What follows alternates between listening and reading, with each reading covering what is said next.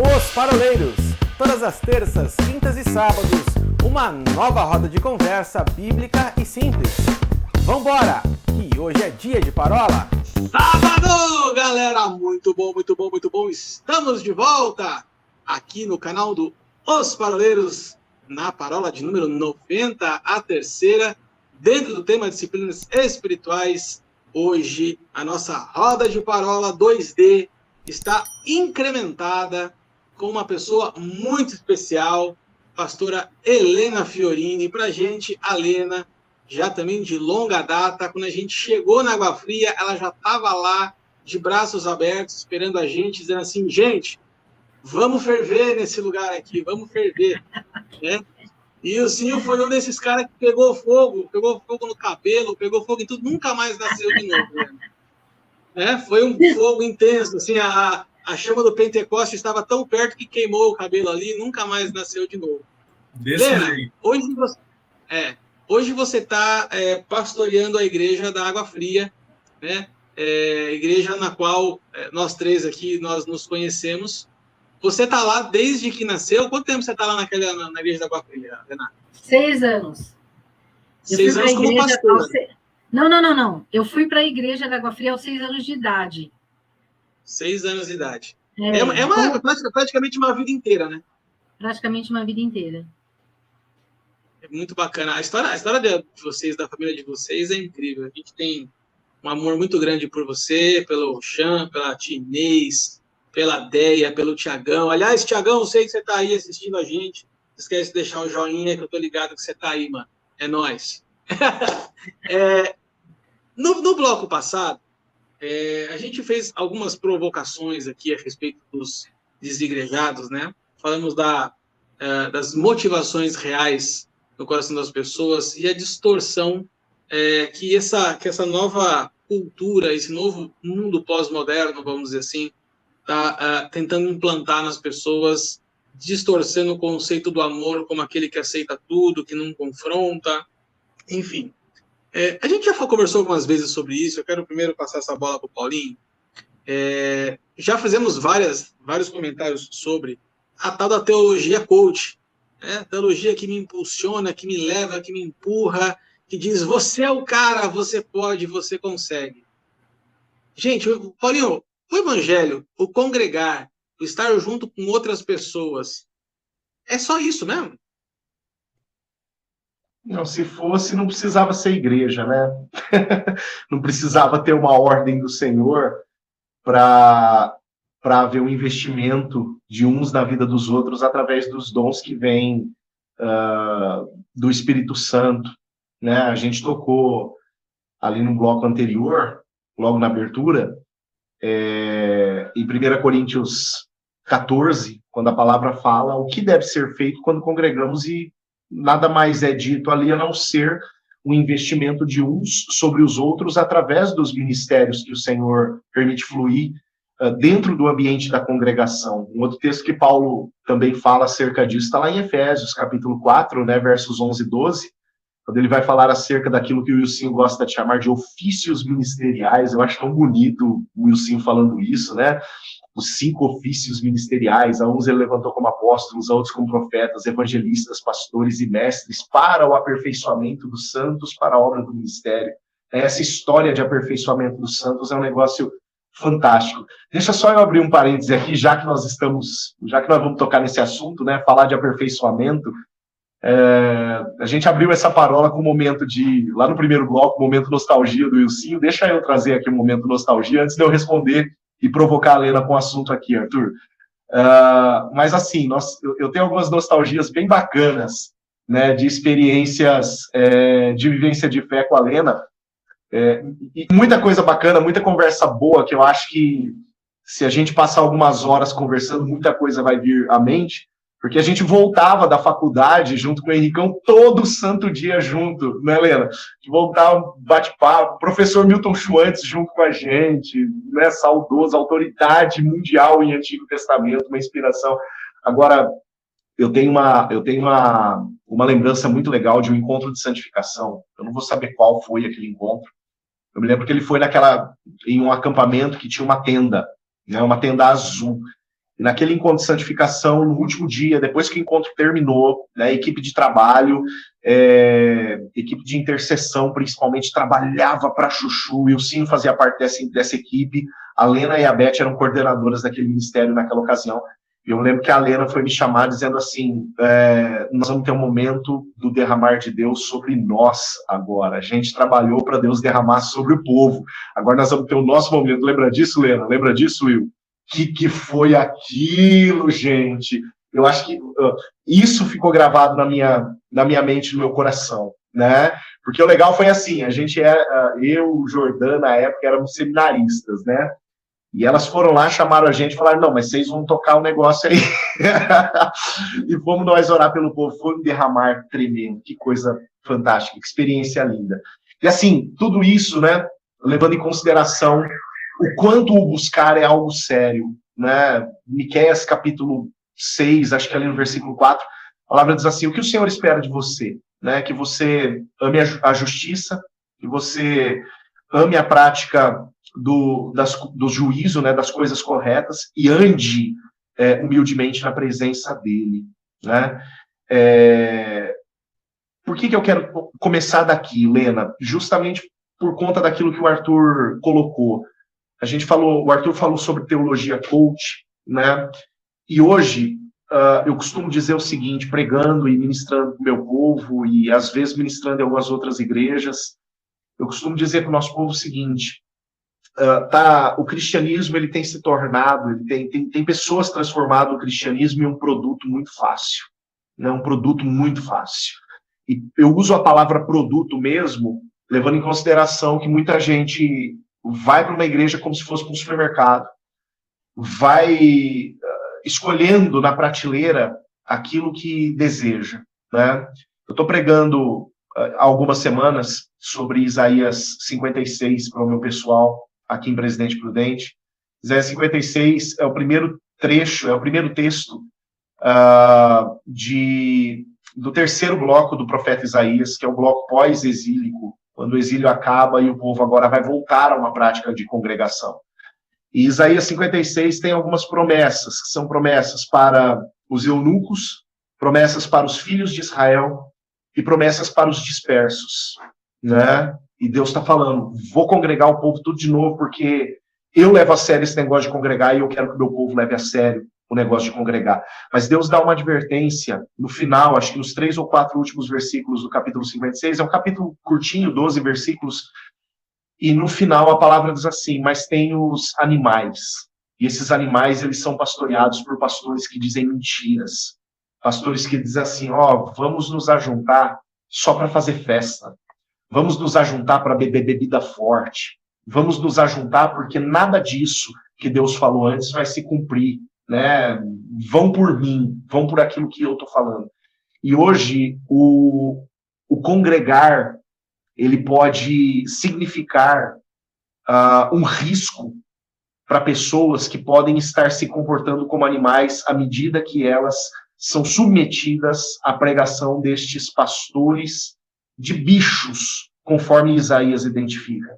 Lena, o que você pensa acerca disso? Né? Acerca desse congregar barato, desse congregar sem o ensino salvífico, sem o ensino da cruz, verdadeiramente. Você falou da cruz no bloco anterior, né? Você pensa nisso?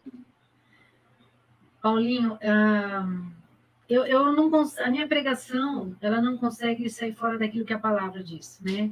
Uma vez, conversando com o nosso bispo aqui da terceira região, ele disse justamente sobre isso, que as pessoas hoje, elas não querem ir para uma igreja onde elas são confrontadas, né? E aí eu me lembro do Edson Teixeira, que ele dizia que tem pessoas que elas não querem servir a Deus, elas querem se servir de Deus, né? Então eu vou à igreja para tentar aquilo que eu estou precisando, né? Sem o compromisso da mudança, sem o compromisso da renúncia. Eu sempre falo muito isso à igreja, você vai me ouvir pregar sempre a verdade. E eu oro muito isso, Deus me livra, né, de pregar algo que possa levar o povo para um caminho de morte, né? Eu tenho consciência de que um dia eu vou prestar conta de tudo que eu ministrei sobre a vida da igreja. Então, assim, eu tenho essa preocupação, Eu falo, né, tem gente que hoje não prega sobre pecado. A gente sabe que tem muitos pastores que pregam sobre uma outra teologia, a gente nem ouve falar tanto, mas ela está aí com uma teologia da prosperidade, né, que prega assim. Eu tive um membro, gente, que ele chegava para mim e falava assim, enquanto eu estava ministrando uma aula de escola dominical, ele falava, não concordo com nada do que a senhora fala, porque para mim, crente não pode sofrer, crente não pode passar por problema, crente... E ele foi falando tudo que crente não podia. Eu falei, meu irmão, não sei qual é a Bíblia que você lê. Vamos pensar só no apóstolo Paulo, só nele. A maioria das cartas que ele escreveu, ele estava preso. Aquele homem quase morreu, apedrejaram, quantas coisas, o quanto ele já apanhou. Então, assim, eu não sei que Bíblia você lê, né? Mas eu ouvi isso dentro de um irmão da igreja que passava por uma série de problemas, mas que na mente dele, o crente não pode sofrer. Então, assim, que teologia é essa, né? Em algum lugar ele ouviu isso e aceita isso como verdade. Eu acho que o nosso papel é sempre o confronto mesmo. É trazer a palavra, né? Minha oração é sempre assim, Senhor, o que o Senhor quer que eu ministre? Mas Espírito Santo, quem convence é o Senhor. Porque é o Espírito Santo quem convence o homem do erro, do pecado, é ele. Então, essa teologia coach, venha, né, assim, vem a mim, né, vem a mim, mas eu nunca estou com a mão estendida para oferecer, eu nunca estou com a mão estendida para servir, e isso eu não consigo aceitar, assim. Eu entendo a palavra, eu vejo eu acho que hoje a gente precisa pregar mesmo sobre pecado, foi falado sobre isso aqui nos outros blocos, né, falando do amor, hoje a gente ouve isso dentro da igreja, Deus é Deus de amor, todas as formas de amor, ou tudo que envolve amor, tá certo, porque Deus abençoa. Eu falei, para, gente, qual é a Bíblia que você lê? Assim, é só a gente ler a palavra, porque a palavra, ela revela. Mas eu sempre falo muito para a igreja também, assim, ter o conhecimento da história, né, que é a palavra logos, que a gente fala que é a palavra escrita, qualquer um pode ter. Mas o que traz mudança na nossa vida é a palavra rima, é a palavra revelada. Então, quando a gente ministra, assim, eu me sinto na obrigação e no meu compromisso que eu tenho com Deus de pregar a verdade. Tem gente que não gosta, tem gente que não ouve, tem gente que não aceita um aconselhamento, né? Tem gente que não tem mudança nenhuma de vida, mas a minha parte, que é ministrar aquilo que a palavra diz, isso eu vou sempre ministrar. Então, assim, essa teologia coach, para mim, não funciona. Eu sempre digo, até para os professores de escola dominical, eu falo assim para eles, vocês já pensaram? Eu quero que vocês tenham isso muito claro na mente de vocês, que aquilo que vocês ensinam leva a pessoa para a eternidade. Então, quando a gente vai ministrar, eu tenho que entender, e na minha cabeça está muito claro, eu tenho que ensinar aquilo que vai levar a pessoa a se aproximar de Deus, a crescer, né, a ser moldada no molde de Jesus, a ser cada dia mais parecida com o Senhor.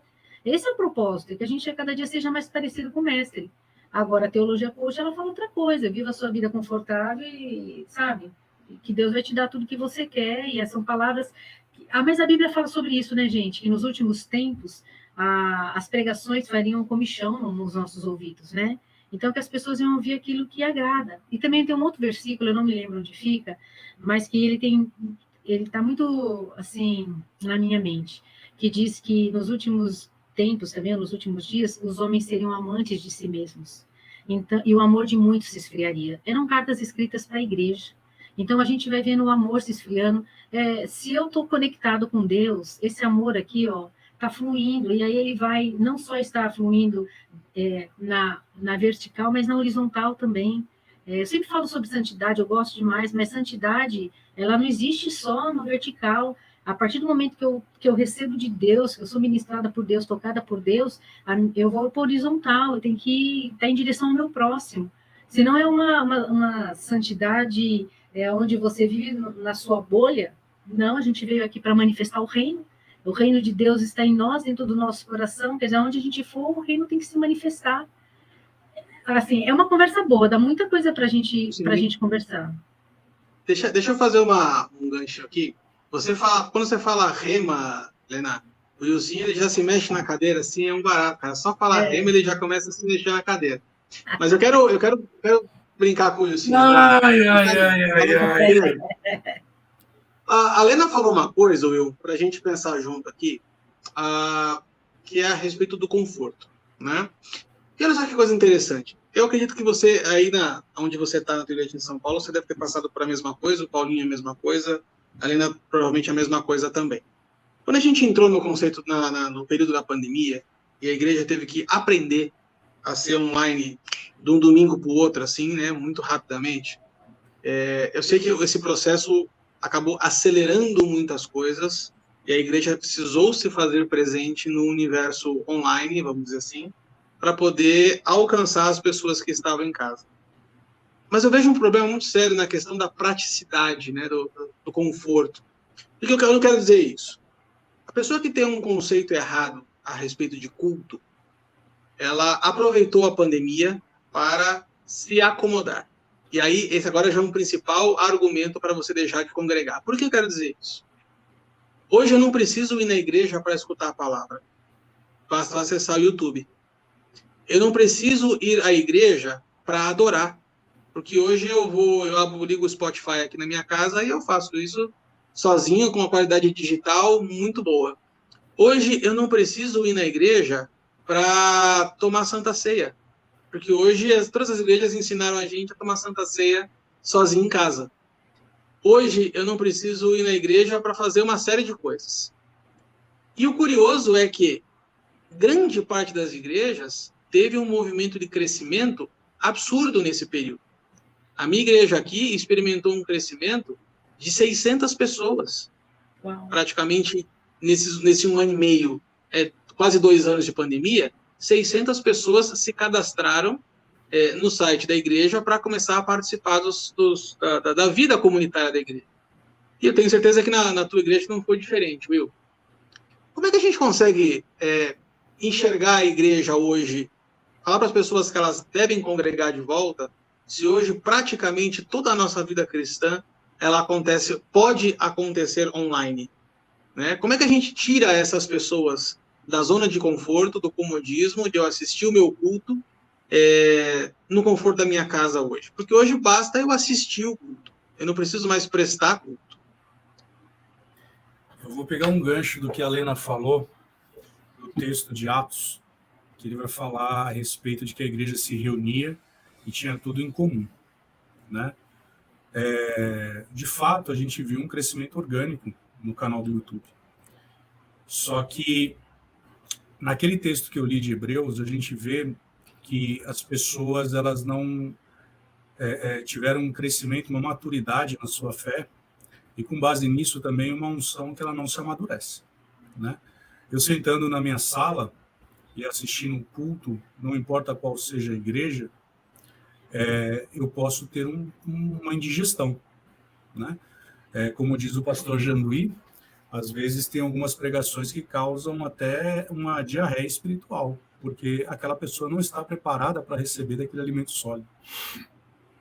Mas quando a Helena cita Atos, é uma verdade que nós temos enfrentado, e nós vemos hoje, eu me lembro de uma história, que tempos atrás o diabo ele não se manifestava dentro da igreja, porque ele sabia que se alguém tivesse endemoniado, se colocaria a mão, a santidade era tão forte, tão presente, que havia ali a libertação.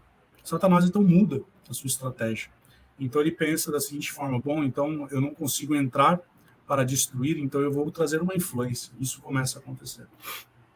Então hoje, e até tomando um gancho da pregação do próprio pastor Jean-Louis desse domingo, ele falou algo que chamou muita atenção. Ele comentou da seguinte forma: Jesus, Paulo, Pedro falam várias vezes para a gente não se posicionar contra o nosso irmão, contra a casa do Senhor, contra o nosso próximo.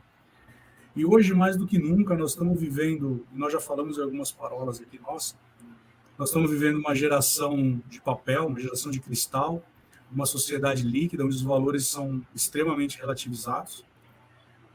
E a bem da verdade, Arthur, é que a gente, quando nós falamos aqui em outubro sobre a questão do avivamento, a gente citou Leonard Ravenhill. Então, talvez o que falte para nós no dia de hoje não é mais um canal de YouTube, mas é nós, e aí tomando a palavra de como John Beverly fala no livro O Temor do Senhor, de nós resgatarmos o temor do Senhor. Porque hoje, se eu me acomodei no meu sofá, é porque eu passei a desconsiderar a presença de Deus. E não adianta. É engraçado um ponto.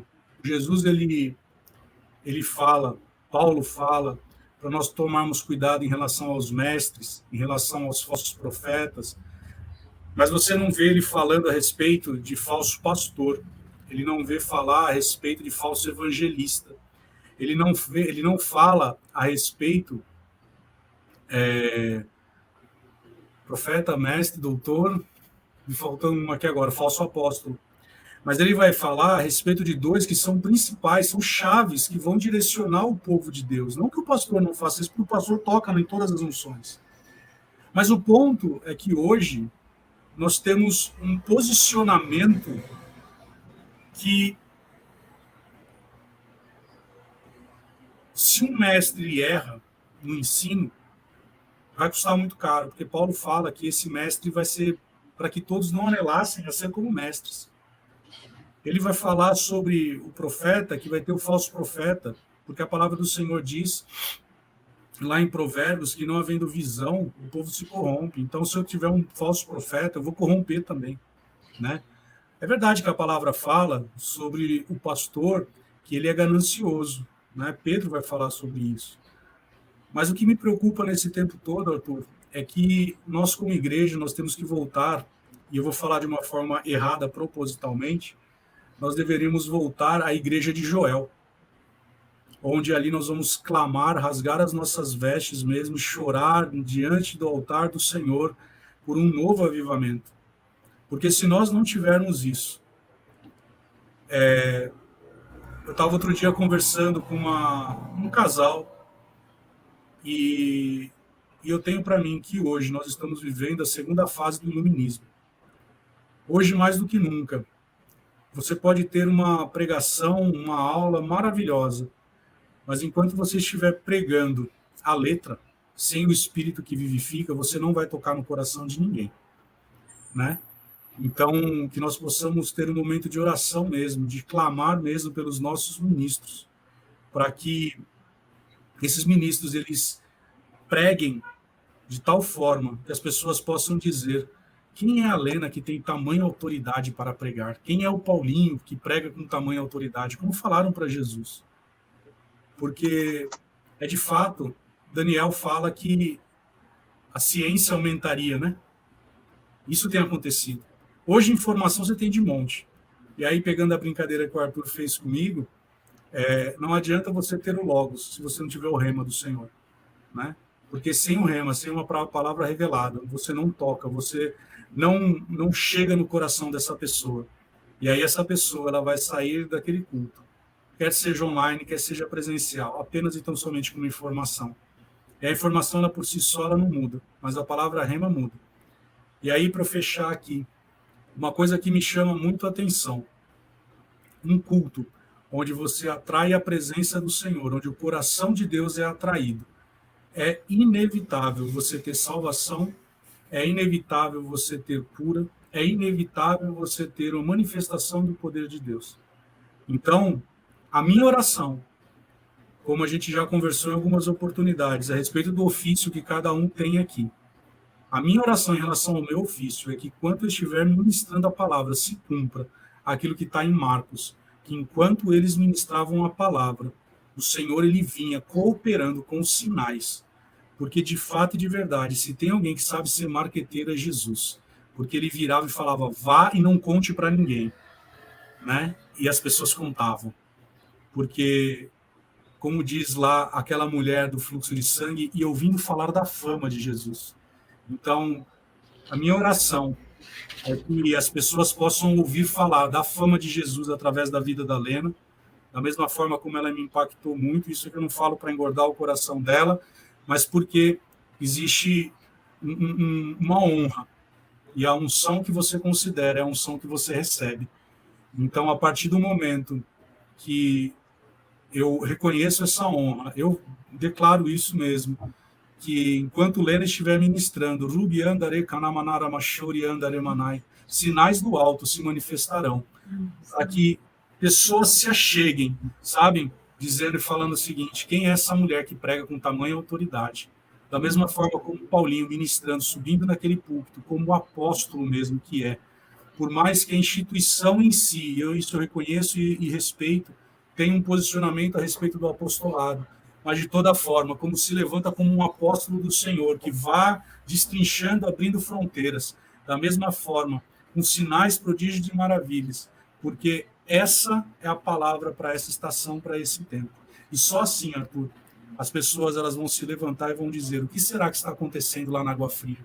O que será que está acontecendo lá em Presidente Prudente? O que será que está acontecendo lá em Pinhais? O que será que está acontecendo? Porque eu ouço uma voz, eu ouço um bramido dizendo: vai até aquele lugar, Rubiandare Kananai. Porque é assim que o Senhor ele quer para o tempo de hoje, levantando uma geração cheia do Espírito Santo mesmo. Mas para que isso aconteça, é necessário vivermos a igreja de Joel. Eu sei que não existe a igreja de Joel, mas o que eu quero dizer é para a gente voltar para os princípios elementares que Joel estabelece. Amém. Amém. Amém. Lena, quero passar a palavra para você, trazer uma mensagem final para o pessoal que está nos acompanhando aqui, para a gente também aqui de Camarote, para você deixar uma mensagem para as pessoas a respeito do congregar, a respeito do assunto. A palavra é tua. Amém. Gente, eu quero já agradecer, foi uma delícia, né, participar com vocês e de um tema que queima no meu coração, então fica mais fácil a gente falar, né, quando é algo que está dentro da gente. Mas foi muito bom. Eu queria deixar 2 versículos, né? Eu leio a palavra sempre pedindo a Deus essa revelação, né? Lá quando em 1 João diz que a unção do Espírito já está sobre nós e ela nos ensinará acerca de todas as coisas, eu leio a palavra e eu falo: Espírito Santo, eu quero a palavra rema, né? Porque é ela que realmente faz a diferença. Isso que o Senhor falou também tem sido a minha oração e eu concordo com ele 100% e tenho orado por um avivamento. Eu falo: Deus, a começar aqui, ó, é meu coração, né? Aviva a tua obra a começar de mim. Mas tem 2 versículos que eu queria deixar. O primeiro é um tão conhecido, que é o Salmo 133. Ah, como é bom e agradável viverem unidos os irmãos. E aí vai lá para o final do Salmo, são só 3 versículos. E ali ordena o Senhor a sua bênção e a vida para sempre. Gente, esse versículo é como uma bomba dentro da minha cabeça e no meu coração.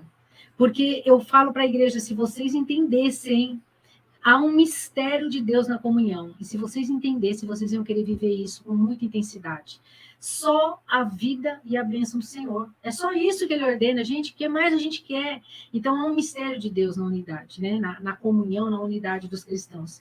Mas tem uma outra passagem, que é aquela da Torre de Babel, que também fala muito ao meu coração. Eu quero só ler um versículo, mas o texto fala lá que eles estão construindo a torre e estão quase chegando ao céu. E aí o Senhor desce para ver a cidade e a torre que os homens estavam construindo. E disse o Senhor: eis que o povo é um, e todos têm a mesma linguagem. Isto é apenas o começo. Agora não haverá restrição para tudo que intentam fazer. E eu disse à igreja, terminei uma pregação dizendo: se vocês entenderem isso como palavra do Senhor, irmãos, vocês vão buscar viver a unidade e a comunhão. Porque quando nós falarmos a mesma linguagem, nós somos diferentes em dons, em pensamentos, né? Não estou falando da uniformidade. Nós somos diferentes, é por isso somos membros, cada um é uma parte do membro, né? Do corpo de Cristo. Mas, irmãos, eu falo: gente, vocês não estão entendendo. Não há nada que a gente não vá poder fazer. Não tem nada que nos impeça. Porque a unidade, se a gente falar a mesma linguagem, se nós estivermos unidos no mesmo propósito, não tem ninguém que segure o povo de Deus. Então, eu queria deixar essa palavra como uma palavra mesmo de congregar é muito importante, congregar é fundamental, fazer parte do corpo, nós somos criados para isso. Então, fora do corpo, não dá. Arranca a mão. O corpo até vai continuar sem a mão, mas a mão dali algumas horas morre. Então, a gente precisa desejar fazer parte do corpo, sabendo de todas as dificuldades que nós vamos enfrentar, mas maiores do que as dificuldades são as bênçãos que nós vamos receber. Então, essa é a minha palavra final. Amém. Obrigado. Tem uma pergunta aqui para o Paulinho. Pergunta sim ou não, Paulinho. Você que é um cara categórico, um cara entendido, entendeu? Um cara estudado. Pergunta clara, sim ou não. Culto presencial é redundância? Sim ou não? Cara, eu escrevo um tratado sobre esse assunto. E eu prefiro não responder por conta dessa restrição. Eu estou sendo tolhido, visivelmente silenciado, censurado nessa hora, quando você me pede para dizer sim ou não. Eu me recuso. O Arthur é o nosso Alexandre de Moraes daqui. Eu faço a provocação, porque eu escutei isso semana passada, de que culto presencial é redundância, porque não tem como você prestar culto se você não estiver presente. Então, fica aqui essa reflexão para a gente encerrar essa paródia de número 90, a terceira dentro do tema disciplinas espirituais. Deixa aqui o seu joinha, compartilha esse vídeo com muita gente. O que a gente quer é que a palavra do Senhor alcance o maior número de pessoas possível. Acompanhe-nos nas nossas redes sociais, no Instagram, no Facebook, no YouTube e também em podcast no Spotify, para você ouvir os paroleiros enquanto você se troca para ir no culto. Um abraço para você e até a próxima. Tchau, tchau. Você se troca para ir no culto presencial.